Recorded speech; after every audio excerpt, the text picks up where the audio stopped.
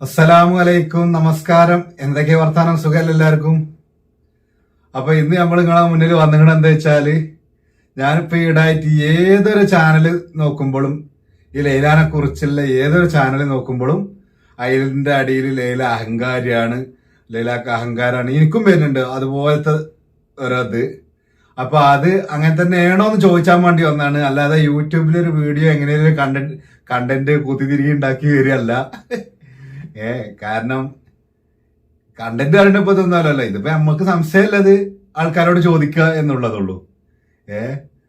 അപ്പൊ എനിക്കും വരുന്നുണ്ട് പിന്നെ അഹങ്കാരിയാണ്. സത്യത്തിൽ അങ്ങനെ പറയാനുള്ള കാരണം എന്താണ്? പിന്നെ ചിലപ്പോ ഞാൻ കാണില്ല, നിങ്ങള് ലീലാന്റെ ചാനൽ കാണുണ്ടാവും, യൂട്യൂബിലൂടെ ഒരുപാട് കണ്ട ആൾക്കാരനേക്കാർ ആണ്. അപ്പൊ എനിക്ക് യൂട്യൂബിൽ എനിക്കറിയണ പിന്നെ ഓളെ കുറിച്ച് അറിയുന്ന കേൾക്കാരും എന്തുകൊണ്ടാണ് ഈ അഹങ്കാരിയാണെന്ന് പറയുന്നത്. അത് അറിയാൻ വേണ്ടിയിട്ടാണ്, അല്ലാതെ ഒന്നുമല്ല. അപ്പൊ എനിക്കും ഇന്നും കൂടി വന്നിട്ട് കമന്റ്, അഹങ്കാരം കൂടി 3 കുട്ടികളെയും പിന്നെ 3 കുട്ടികൾ ആവോളം അവൾക്ക് അയാൾ കുഴപ്പമില്ലായിരുന്നു, അഹങ്കാരം കൂടി 3 കുട്ടികളാവോളം അയാൾക്ക് കുഴപ്പമില്ലായിരുന്നു.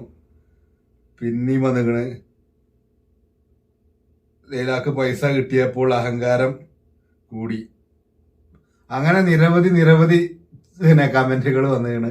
പിന്നെ മറ്റുള്ള ചാനലിലും ഇതൊക്കെ ഉണ്ട്. അപ്പൊ ഇത് തന്നെ ആവുമ്പോ നമുക്കിത് അറിയില്ലല്ലോ എന്താണ് ജനങ്ങൾ ഇങ്ങനെ പറയുന്നത്. അല്ലാതെ ന്യായീകരിച്ച് വരല്ല, അതിനെ അനുകൂലിച്ചും പ്രതികൂലിച്ചും വരല്ല. എനിക്കത് അറിയാൻ വേണ്ടിയിട്ടാണ് എന്തുകൊണ്ടാണ് ഈ അഹങ്കാരി എന്ന് പറയുന്നത്.